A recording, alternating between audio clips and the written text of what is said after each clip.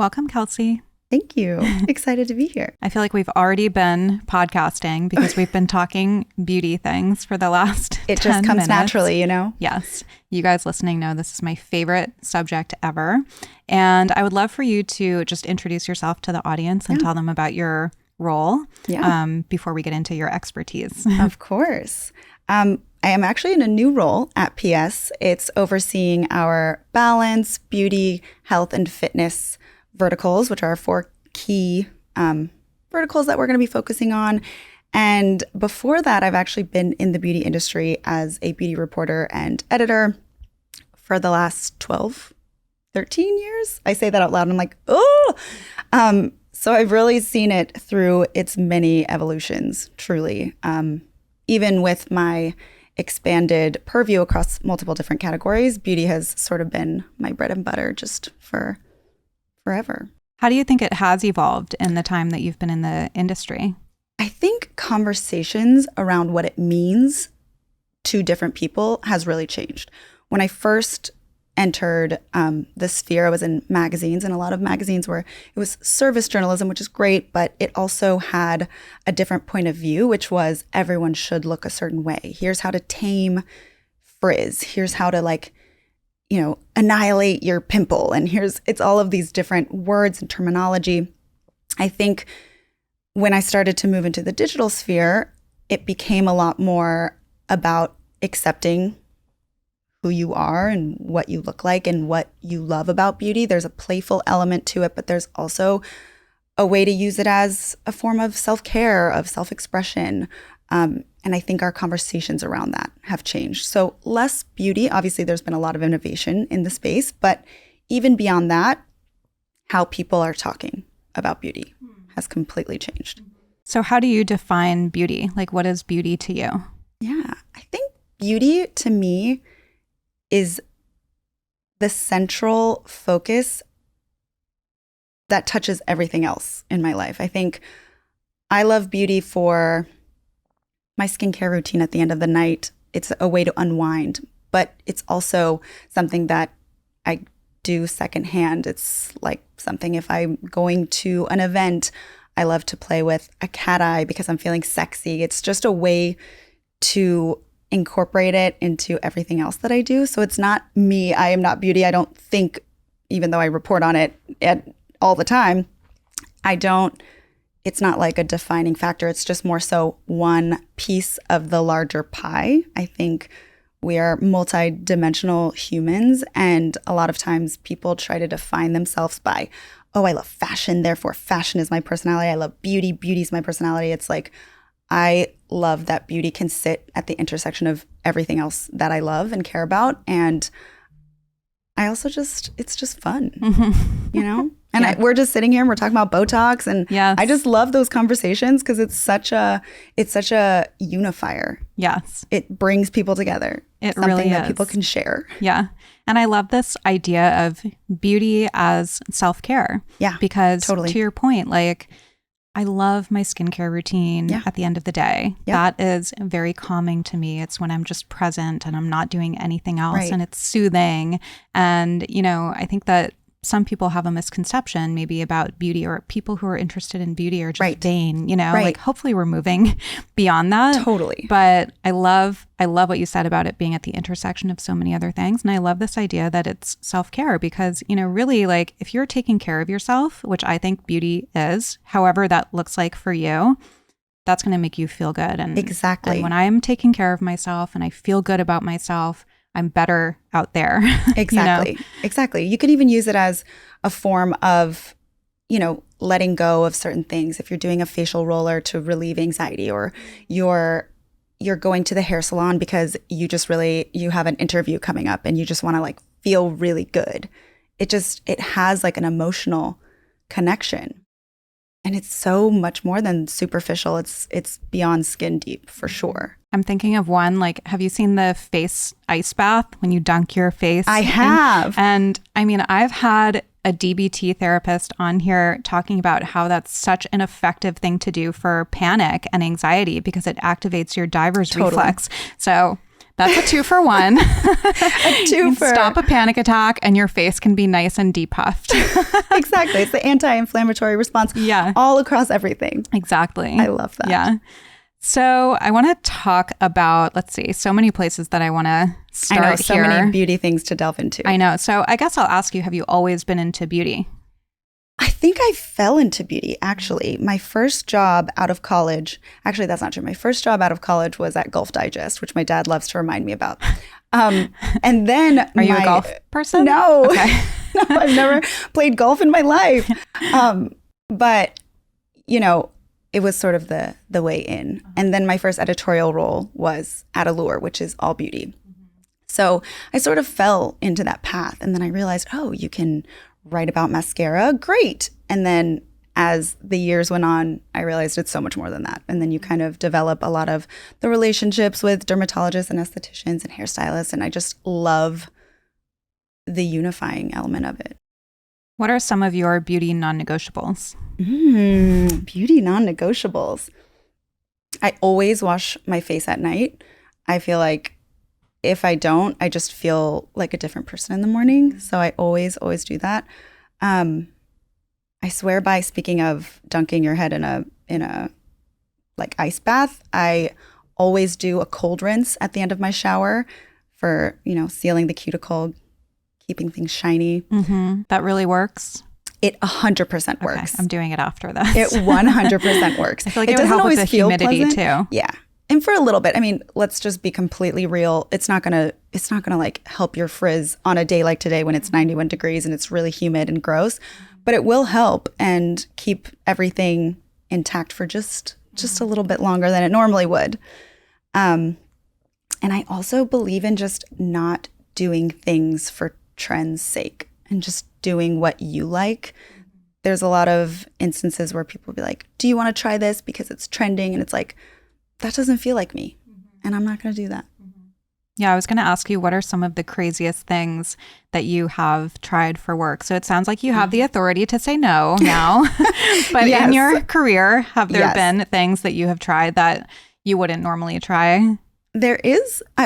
There are a lot. I should preface that. There are a lot. And we can circle back and we can continue talking about it too. But there was one that I thought was really wild and worked. It was just a regular wax appointment for a Brazilian wax, but they incorporated a lot of holistic wellness elements to it. So it was like a Reiki ritual, and I was like holding on to a stone, and then there was some like, tapping motions to activate different chakras, and it literally did not hurt when she did the wax. Yes. Whoa. But I was like, what? Waxing always hurts. Yeah. And it did not hurt. Like at all? At all. That's wild. Wild. Interesting. Was that here? It was in New York, but it was years ago. Okay. I don't even know if it exists anymore. I'm going to find out though. Okay. I'll find out and let you know, because it was one of the more surprising things that I was like, damn. And then do you have to write about that? I wrote about it. Okay. I did. I was at Refinery 29 at the time. And so I wrote about that. It is kind of fun getting to try some of the weird and wacky different treatments. I have a writer on my team who just did a Hannibal Lecter facial, where you actually use a mask that it's very creepy. Meanwhile, she was like, it doesn't feel any different, but it just looks wild. And it's kind of interesting just to,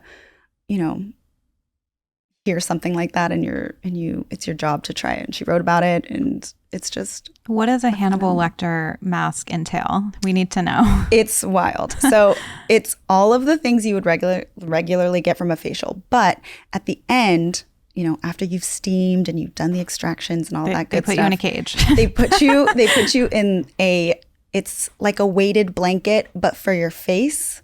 Interesting. And then it's activated, so it's plugged in, and it has, it sounds so wild, but it's basically just energy, microcurrent energy that's going into the skin for a glowier effect. The things we do for glowy skin. Yeah. Do you feel like we're getting a little gimmicky with the names? Totally. 100%. Okay. 100%. Just wanted to gauge where we're at with that. Half of the time it's the same exact thing with a different name. I think a lot of the trends, quiet luxury and, except just all of the other things. It's even the Y2K boost, that just, resurgence. It's seeing a lot of similar trends, but just repackaged and reformulated. I'm like, I was here the first time. Like, this is, I guess we're at that age. I don't know how old you are, but I'm like, definitely old enough to have that around. Truly. Yeah. But I remember my parents saying that when I was in my like 70s phase when I was in middle school. And then they're like, just you wait. Like, nothing is really original. Yeah. I had an 80s phase where I was wearing a lot of pastel eyeliner, underliner, and just lots of colors and really bright blush back when I was in high school and middle school. And to see it come back, you're just like, I've been there, but I won't do it this time because it didn't work for me that first time. Yeah. I'm loving the 90s kind of vibe around everything, though. Me too. I hope that one sticks around for a little bit. Yes. Kind of lived in. Easy. Yep. Yeah. Mm-hmm. I agree.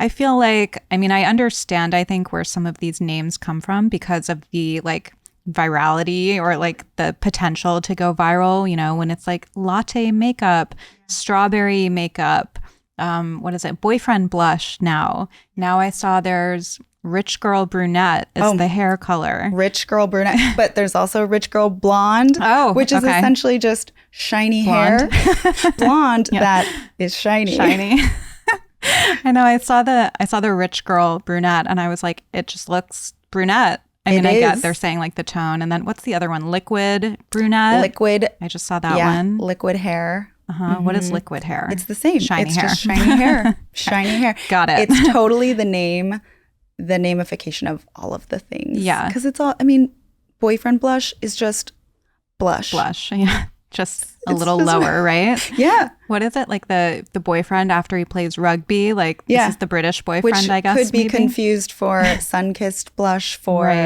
and strawberry blush. It's hard to keep up. It is hard to keep up. And that's why I feel like it's important to just do you. Just do blush however you want to do blush. And maybe try a different one the next day. If you don't like it, don't do it ever again. Yeah, I want to get to some of your ride or die products, but what are some products, you were talking about this before we started recording, that you are not afraid to admit that you still use? Yes. This is fun for me. This was a story on PS that it was by our shop team. It's so fun to read. So I highly recommend checking it out. We can link on it the products. Thank you. On the products that we're not embarrassed to admit that we use, because there are so many. I think mine in there, I had Lactaid for all the lactose intolerant baby girls out there and boys. All of us. Yeah. There was boob tape in there. There's, for me, I think it was the realization that I have dark hair, so I have upper lip hair, and I used to like hide it from my now fiance. I'd be like, oh, don't come in here. I would just lock myself away and just microblade and shave my face and whatever. Until one time she came in and I got so scared that I like snipped some of my eyebrow and I was like, enough. I'm just going to embrace the fact that I shave my mustache. And this is the microblading tool that I love. And, I also love the Sally Hansen bleach when the microblading just, you don't feel like doing it. Those were mine. What are yours? I'm such an open book, I think, when it comes to all of this. I don't know that there's anything really like embarrassing. Yeah. We were talking about the boob situation, but I posted that on my Instagram about the Commando top hats, which are my secret's out. Yeah, secret is out. Because I feel like everybody needs this at some point. Agreed, I think. The top hats, which are like stick on, like to cover your nipples only. It's not like a cup where there's any kind of support, just a stick on neutral sticky bras nipple are where it's at. It's nipple or bra. Not a perfect science, because then I had these like white circles. That's the problem. And I was going to dinner with my boyfriend and his brother and his friends. Yeah. And I was like, well, it's dark in there. And so I was like, whatever, you won't notice. And I get there and they're like, oh, we're on the rooftop. And it was like still light out. Outside. And I was like, okay, yeah, just letting you know I have a little bit of a wardrobe situation going on here. If I was in Europe, I would just go nips out. For sure. Would not care. Why do we care so much about our nipples? Even in New York, I wouldn't care. Yeah. I don't know why. In LA, probably because the brother was there. I was like, he doesn't need to. That's true. That's true. He should be so lucky. But another one that I wanted to ask you was, are there any products that have been tried and true for you for a long time? Like I know for myself, I got into kind of beauty, I guess, when I was in like middle school, high school. And at the time it was like the St. Ives scrub and the Clean & Clear and Jergens. And I'm like, Jergens, Jergens can get ride for it. Yeah. Yeah. Absolutely. Yes. Like Jergens is still, I think, one of the best products out there. It's universal. Yeah. My mom loves Jergens. I love Jergens. Yeah. So good. Jergens, sponsor this. Yes, please. I love the tan. I'm like, there's so many tanning products and so many.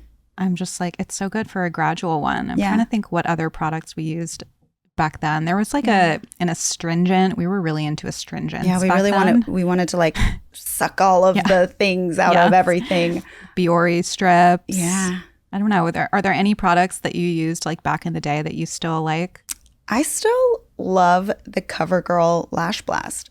Best. I personally believe you can find really, really good mascara at the drugstore. I don't think you need to spend a lot of money on a mascara. You can. There's great mascara out there at Sephora, at Ulta. You can get it at the department stores, but you don't need to. Like L'Oreal Lash Paradise, I think it's $10. It's so good.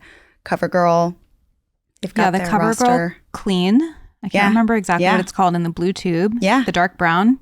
Yeah. Best mascara I've ever used. Very good. For me. It's like, because I don't like a thick mascara that makes it look. You do have natural lashes. Yes. I'm like, pile it on, baby. I just tint my lashes usually. I'll tint my lashes and my brows every couple of weeks, and I don't like to put any makeup on them. And it's been a couple of weeks, so they're light. But I feel like for me, maybe because I'm blonde, like if I do mascara, like I just start to look really done. So I like to keep it really natural. That 90s vibe.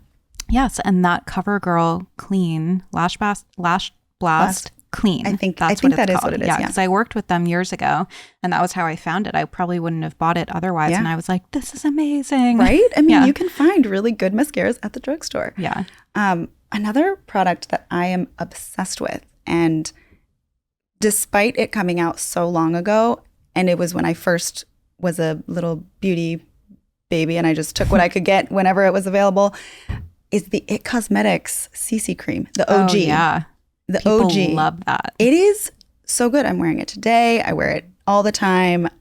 I'll test other foundations, skin tints, all of the other products that hit, but I always go back to it. Always. I've never tried it because I bought it once and I bought it in the wrong shade. And so it just, but I know so many people who are in the industry who aren't, other influencers, and they're like, it is the best. It neutralizes redness in a way that I don't think, because there's kind of like I don't know how to explain it. It's like a gray undertone, which you're sort of like, why would I want a gray undertone in my makeup? But it just covers everything. And it's so good. How do you apply it? With your fingers, with a sponge? I'm just like a hand. Keep it easy. And then I use the beauty blender for concealer. Okay. Yeah, your skin looks amazing. Very kind. Thank you. Looks really good. So I've been going through some of your articles. Ooh, there are a few that I would love to talk about here that I think would be helpful for the listeners. One was sweat-free hacks that you've never heard of. Yeah. It's 92 degrees today 92 in New degrees. York City. It is hot AF. So what are the hacks? Yeah. Okay. So first of all, we're like at the time when deodorant's just, you should wear deodorant and it can help you, the antiperspirant, but like sometimes you just need to take measures. Botox, speaking of Botox, can really help. People put it in their edges. They do like the palms of their hands, their underarms, and it just freezes the gland, and so you don't sweat as much. If that's a more dramatic measure, but it works. Obviously, I know it works people that do it that love it. And for 3 months, you don't have to worry about it, which is summer period. That's an option. Switching, even something as simple as switching the order that you apply your makeup. So maybe you'll do your foundation first, and but applying powder first and then applying the rest, like your concealer or whatever, onto so when your skin is really dewy, it obviously might slip. Any product that you put over it might slip. So by making it a little bit more matte with like a little bit of powder first, even though you would think to use it last as a setting, a setting mechanism, it can really help just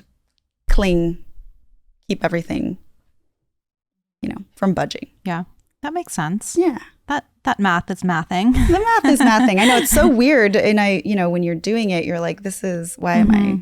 But it works. Did you do that? Because your face looks very... I did not. Okay. I did take a car here, so that's the key. I'm like, why am I... My face is melting. No, you see, but the thing is the dewy look, people love the dewy look. Yeah. I'm like a matte baby. Are you? Oh, yeah. I always say I want my face to look wet. It's beautiful. Thank you. And I took it to an extreme, I think, recently because I discovered the Westman Atelier highlighter. Have you tried that? I have not tried it.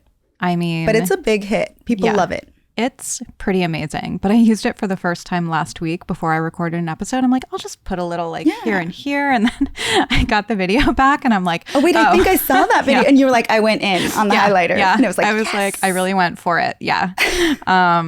Didn't really get the placement right. I was like, I like to look dewy. Like, put it everywhere. And I was like, yeah, I really went for like disco ball. It catches the light, and that's a beautiful thing. Yes, I'm trying to distract from all the Botox that's worn off on my face.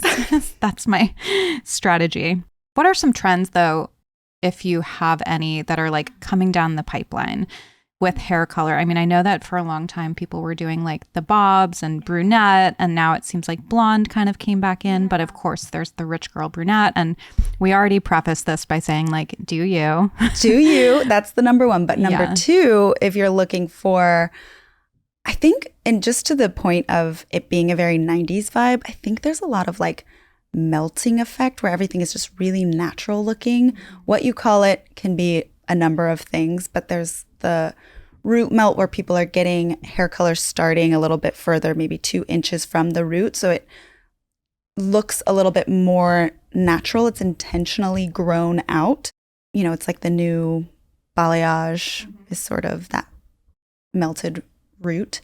That's really cool and pretty. Yeah. Even like chunky highlights, which when I did chunky highlights in 7th grade, I begged my mom to let me stay home from school because I was like, what did I do? But people make it cool. Even like the strategically placed chunky highlight in the frame. Yeah. Yeah. I don't know if I could do that myself. I don't think I could. I don't dye my hair, actually. You don't? No. Lucky. Is it like, I'm just so lazy. I'm like, nah. No. Well, I went yesterday at 8:00 in the morning and I was like, your hair looks great. I was like, let's go in and out. I got to be done at 10:30. I was there till 3. I love that. So it's a dedication. And I was like, normally I do my hair in LA with my girl there, but there's someone here that I really love for blonde. Yeah. And in LA, we do what we coined Wedy Rudy. So I like to be weedy blonde and really rooty. So I don't like highlights up to my part. I like them about 1.5 inches down. So we do a root gloss and we have this whole thing that we've been doing for years. And for whatever reason, yesterday, the root was not taking. Like we put the root gloss on, took it off. It was still like blonde as blonde could be on top. And we were like, oh my God, put it back on. It was a whole process. Thing. Yes. Wait, what is that called again? Wedy Rudy? We call it Wedy Rudy. That's incredible. You need to coin that. Yeah. I joke that it's like that I trademarked it, which I didn't, but so many people would ask me like, what do you ask for when you get your blonde? And I'm like, Wedy Rudy. I want it to be the color of wheat. Like I love a beige blonde. I don't like ashy. I don't like really yellow. I do some like golden and then just like a lot of root because I like it to look lived in. Like all of my beauty things are to look low maintenance. Yeah. Right.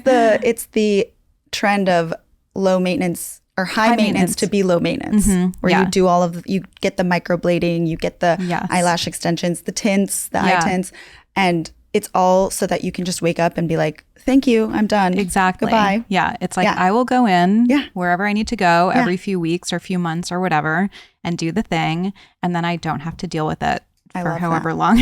I'm in full support of the high maintenance to low maintenance. I feel like a lot of us are like kind of like the pendulum is swinging a little bit, right? Where we were doing the most. Now it's like we're trying to do the least, right? Or like, or do maybe the medium so that then we can do the least, right?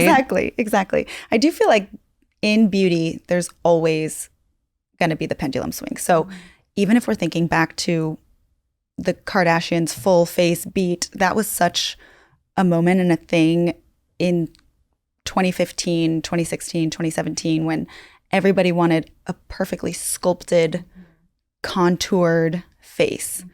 And then they're like, oh my God, that takes a really long time to do. And I'm really tired. So it moves over to the other side where now they want easy and simple. And I think just like everything, we'll probably go back to the extreme and then we'll probably go back to where we're at. Right now, I agree. We're sort of in this like low key vibe. Yeah.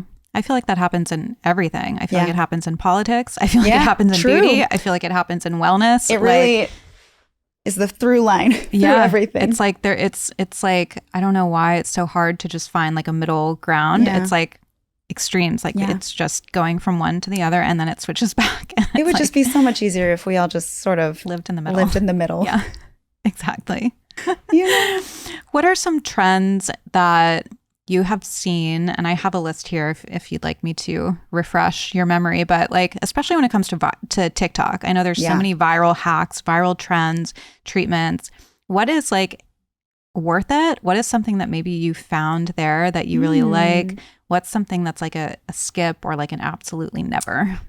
Okay, an absolutely never, and you should always skip, is the teeth filing. Have you seen this? No. People are filing their teeth because they don't like the ridges at the end. And it's a treatment that you can get if you go to a cosmetic dentist. And obviously they have real tools to help you. But people are doing it at home and it's like damaging the enamel, like not good. So that's like a definite skip.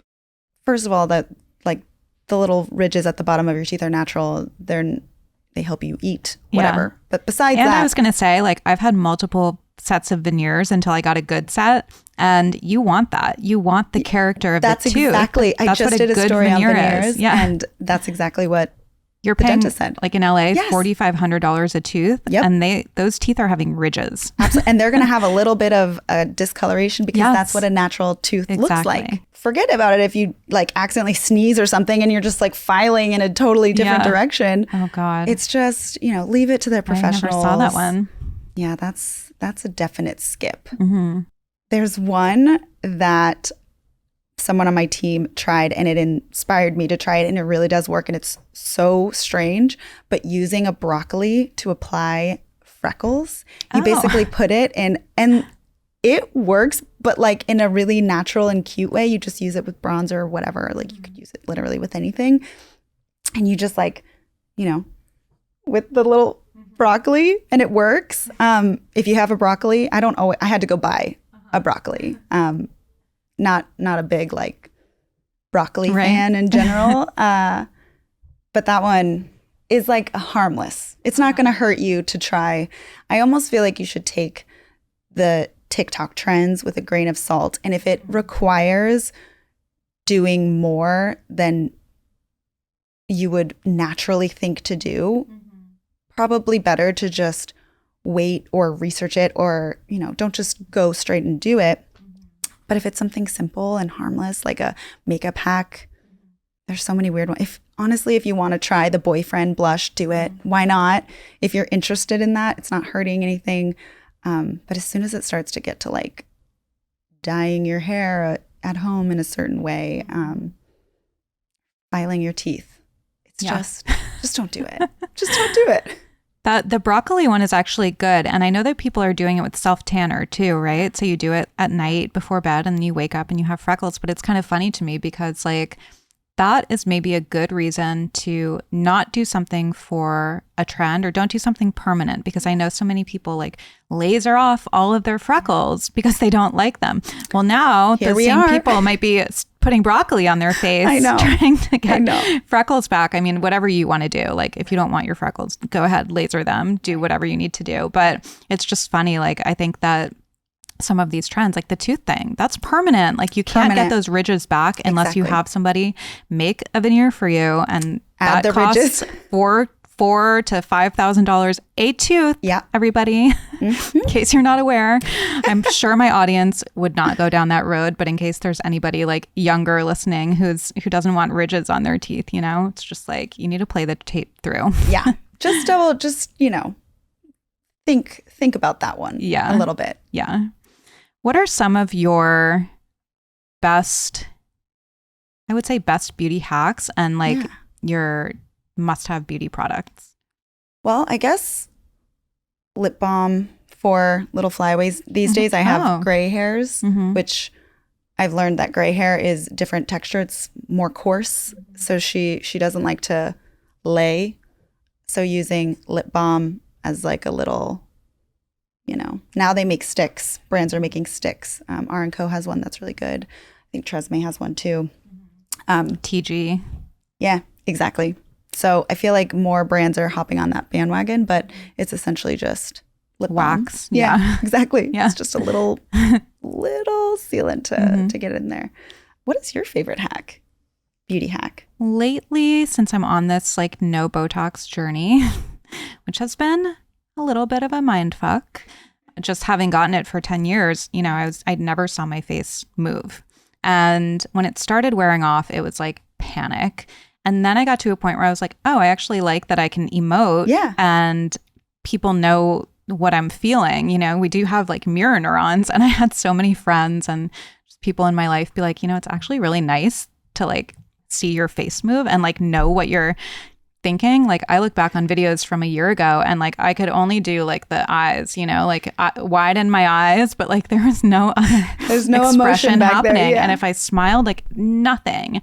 And I think that what happens is you get into this cycle, especially in LA. Like the aesthetic there is a little different from the aesthetic in New York. But you get into this cycle when you're getting Botox every 3 to 4 months, then you see a line come up and you're like, oh, got to go get more Botox. And I just never gave myself a chance to like see my face moving a little bit. So then there was a time about 6 months after getting my Botox where I was like, okay, this is like not bad. And now we're about 10 months out and I'm like, okay, now it's getting your skin looks great. Thank you. It's mainly just like around my eyes. So I've been doing gua sha, which like I never really bought into until now. Like a lot of face massage, gua sha. I tried cosmetic acupuncture, which I liked, but I think you have to be consistent with it. But the facial massage, like from a professional, life-changing. Just deep puffs, gets you all. I bought the suctions. So like the facial cupping I'll do, and I think it just brings some blood to the surface. I just bought some Japanese face tape from Natural Face Bible. People swear by it. People do swear by it. You'll have to let me know. Yes, because up until this point, I tried the frownies. No offense, frownies. Love what you're doing, but I couldn't get into like the plastering feeling of. You can tell it's on. Yes, for sure. It's hard. It's hard to get off. I felt like I was sacrificing my skincare for, and I don't have lines at rest. It's really just like when I move. But face tape is a little bit different. But I was like, there's nothing out there really that I found that did both. That had skincare and also was like smoothing. Yeah. So I might be making my own.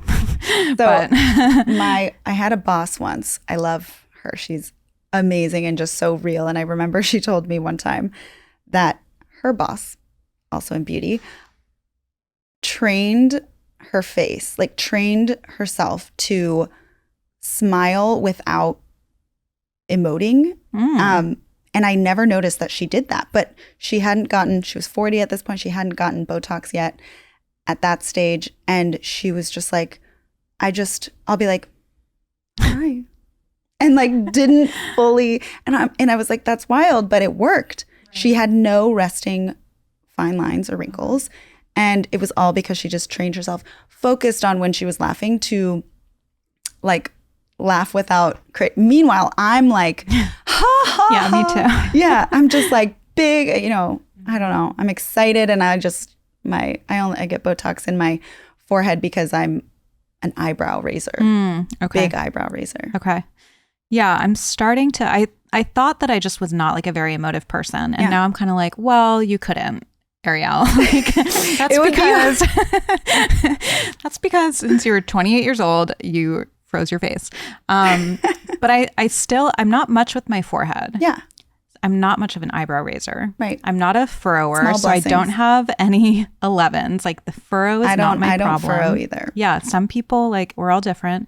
It's really like I smile big and I laugh really big. I don't think you should change that. That's a beautiful thing. I'm doing CO2 around my eyes. Yeah. I did that last year and I had Botox at the time, but it really can help that area. Yeah.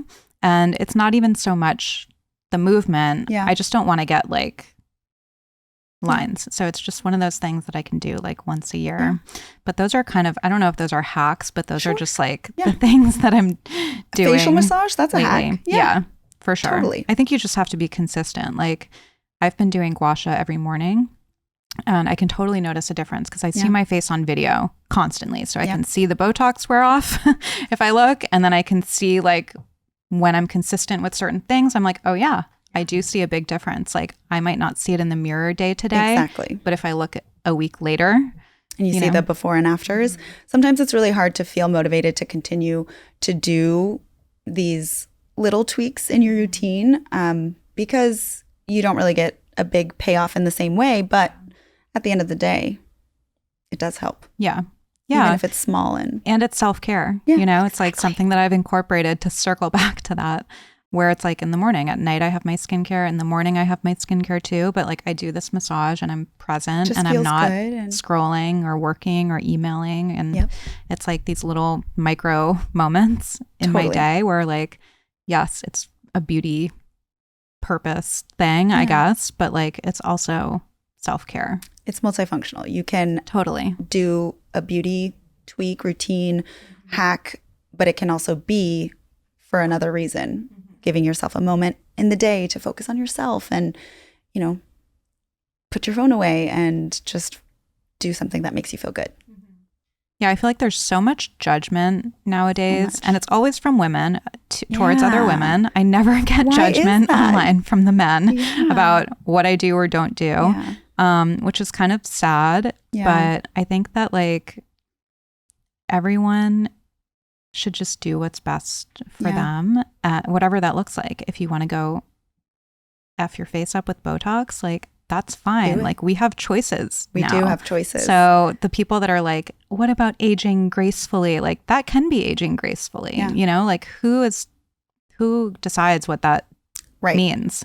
I also think people who don't do anything, there's also the comments of, well, she's not aging well. It's very much so people want the perfect blend of what they deem societally acceptable of how you're supposed to age. And I just don't think that's fair. Somebody pointed out, because I was talking about this on another podcast episode recently, and someone commented on my video and they had this really great example, which was in the Sex and the City reboot, Charlotte and Carrie. So Sarah Jessica Parker didn't look like she had done anything to her face at that time in the first season.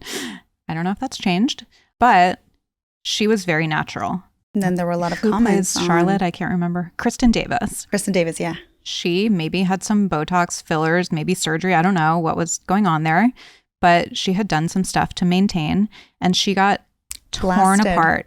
And Sarah Jessica Parker got blasted. Isn't it wild? I'm telling you, everyone has these. That's the perfect example where they're like, she didn't do anything. Therefore, she's not aging well. Yeah. Versus, I can't believe she did that. She doesn't look good. And it's just like, who the fuck cares? Yeah. And who wins? Nobody wins. Nobody wins. And then if there is somebody who has good work done, which there are plenty of celebrities who do. Yes. If someone says, oh, so-and-so is looking beautiful on the red carpet, it's like, well, she had so much help. And it's like, Okay. I mean, this is maybe expecting too much out of like the public, you know, not to have opinions. But it's just like, I feel like women are in kind of a hard position where it's just, you're damned if you do, damned if you don't. And so therefore, do you. And bottom line, and encourage people to just spread kindness. I know it's so difficult where everyone has their positions and they can have those opinions on what I do with my face. And I remember when I was at Refinery, I did a lot of videos that would go on YouTube or Snapchat, and people would just be like, I don't like her face. And it's just like, well, it is my face. Yeah. And, you know, you don't have to like it. Yeah. But I would never engage, and it would just be like, you just push out the goodness. And you're like, I remember that for a hot second being like, ugh, I don't want to have my video out there and people say they don't like my face. But then it's like, truly, who cares? Mm-hmm. Yeah. I could not point that person out in a lineup. Exactly. Yeah. It's like, if you wouldn't take, what is the saying? If you wouldn't take advice from them, don't take their criticism or something like that. That's a good one. Yeah. Because I get it all the time. And I was really vocal for a long time about like the beauty procedures, surgeries that I did, everything. And then I realized that I was getting like boxed in to being like the surgery girl, where like that's all people wanted to talk about if they interviewed me or something. And I was like, you know, like there's so many other things. And that was like 8 years ago. But I think because I talked about it, people felt entitled to give me their opinion all the time on what I have and haven't done and how they feel about it. Still to this day, I get it daily. And sometimes people will be like, oh, well, this looks terrible. And I'm like, well, that I didn't do anything. That's like just my face and my anatomy, you know? It's like, it's just crazy the way that people engage with others online. It reminds me of the Kylie Jenner. Did you see the episode where she just came out and was like, everyone's talking about my filler and my face, and was essentially talking about it's not body shaming, face shaming, just the shaming of it all, of people just bringing people down, women down. Yeah. Yeah. And I think with them, there's the argument that like they deserve it because look at what's happened to the beauty standards. They're so unrealistic because of this image that they have been pushing. But also when you're that scrutinized, you might do that too. And also knowing that people have a microscope on these women. I mean, Kim was like, I would have bird poop on my face if it would make me look younger. Yeah. And I don't think that that's a normal way of thinking. And I just think you would, not that there's anything wrong if people put bird poop on their face for the name of skincare. It's more so the constant pressure to look a certain way. I think to your point of comments, a lot of scrutiny in one way or the other, it forces you to think about these things that maybe you wouldn't have thought about before, which is a shame. Yeah. And seeing yourself. I mean, I would imagine that they maybe became more cognizant about how they looked because they see themselves all the time. Like I talked about this, I think on another episode. Sorry if I'm repeating myself, listeners. But I remember when Instagram stories started and probably around the time Snapchat started, I had never seen my face moving like that. I mean, yeah, we saw pictures of ourselves. We never videoed ourselves. That was a turning point for me because I was like, oh, like my brows are really, like my eyes are really hooded and I look sad all the time and I'm not sad. Like, what is that about?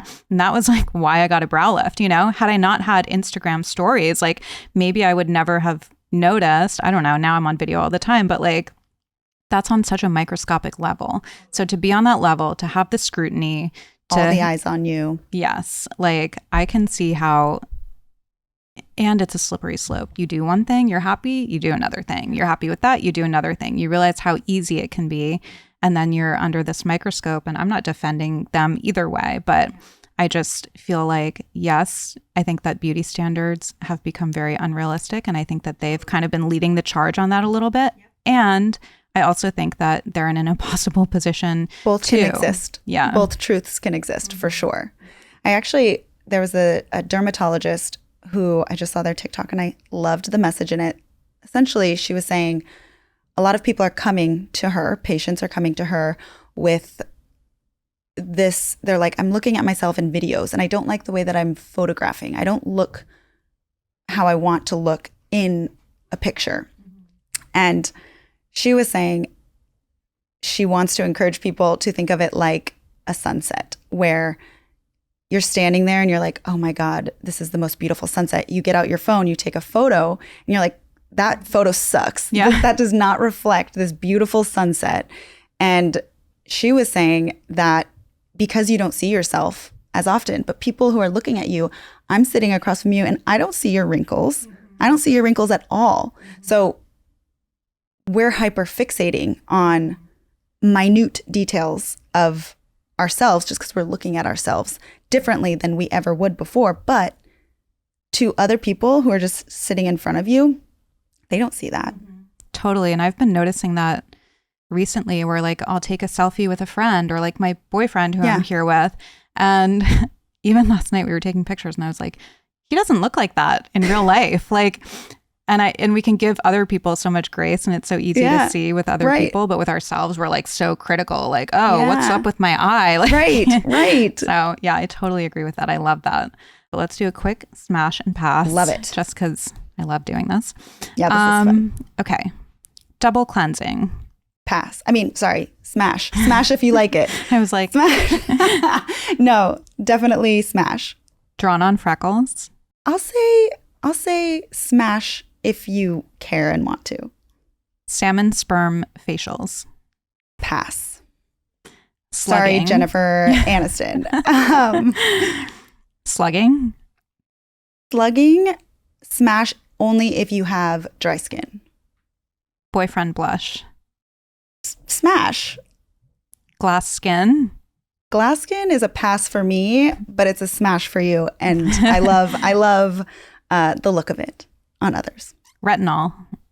Absolute smash times 100. Really? If you do one thing for your skin, have it be retinol. Are we talking prescription tretinoin or any? I think it depends on where you're at, how, what you are looking for, what you need. But you can do over the counter 1.5%, 2%, doesn't matter. If you want to go the derm route, you can, but there's effective retinol over the counter for sure. Botox. Smash. So jealous. Have you seen the viral collagen Korean skincare mask that everyone's doing? I have not. Oh, I bought it, but I haven't used it yet. So okay, so we'll circle back. Yes, we'll have to report I'll have to go back and search and see. Yeah. I can't remember the name of the brand, but I'll try to find it and link it here. Perfect. It's basically this mask that you put on and it's kind of got this like gelatinous kind of texture and people will put it on and it's opaque. And then when it turns clear, they take it off and people are sleeping in it. And when they take it off, their skin really does look like glass. But some people are saying like, yeah, because it leaves a film on. But then when you wash it, it rinses off. But I don't know. People swear by it. So, I mean, I do feel like there are lots of, I will say, this is going to be a controversial opinion. Masks, sheet masks specifically, but masks in general, pass. Wow. Pass. I know. Okay. I just don't feel like it really does enough. It's better to do an effective serum with AHAs if you're looking for something specific, but like a mask, I don't know. I'm just not, especially a sheet mask. I'm thinking of this TikTok video that I saw with this guy. He's a dermatologist, I think, and he used the mask and he was on a plane and he had a manual, like a moisture reader on his skin. Interesting. And it increased by like 47%. But it's also like, okay, but would a regular moisturizer do that too? 100%. Probably. Yeah. I just got to say yes. Yeah. Okay. Okay. Let's see. Preventative aging, Botox fillers among 20-somethings. If you want to, I say yes. But I don't think it's needed until you have. Then again, I started Botox when I was 27. 27, yeah. So 28 for me. And I can say people are like, how do you not have lines on your skin? Like, because I don't have static lines. I'm like, because I got Botox for the last 10 years. So there is something to it. Yep. All right. Amazing. Well, we're out of time. Thank you so much. That was so fun. Tell everybody where they can find you and read your articles and all of that. Yes. You can find me at popsugar.com, but newly rebranded to PS.